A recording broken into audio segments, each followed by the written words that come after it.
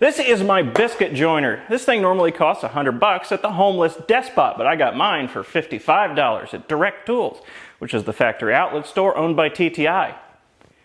That's not relevant, I just wanted to brag about my deal. This thing works just fine, but it has one little issue with it. The slots it cuts are just a little bit too wide, allowing the biscuits to slop around in the slot. And since 90% of the reason I wanted to get a biscuit joiner in the first place was for alignment, well, that slop is no good at all. I tried to fix this issue a few months ago by swapping out the factory Ryobi blade by one made by Freud, but that didn't do anything at all. Still a sloppy slot cutter. So today I'm going to try to fix this issue by taking matters into my own hands and my own tools.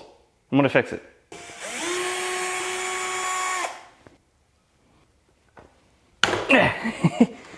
Tight. The reason my biscuit joiner is cutting sloppy slots is easy to understand because the average thickness of a biscuit is somewhere around 3.7 millimeters with some variance and some outliers. Meanwhile, the teeth on the cutting blade are 3.95 millimeters thick. So I just need to shave them down a bit.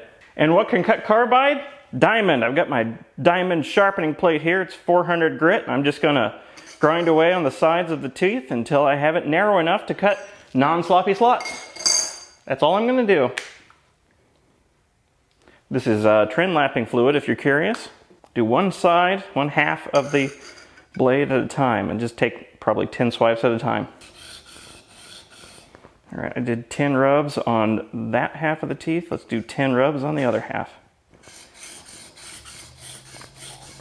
Now the teeth are 3.73, 3.75. I don't expect this to be as even as it came from the factory because I'm doing this by hand, but 3.75, 3.7,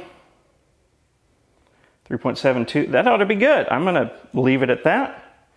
Put this back in the biscuit joiner and try it out. That didn't take much time at all. That was 10 swipes per side. But to be fair, I have already ground down these teeth a little bit before making this video.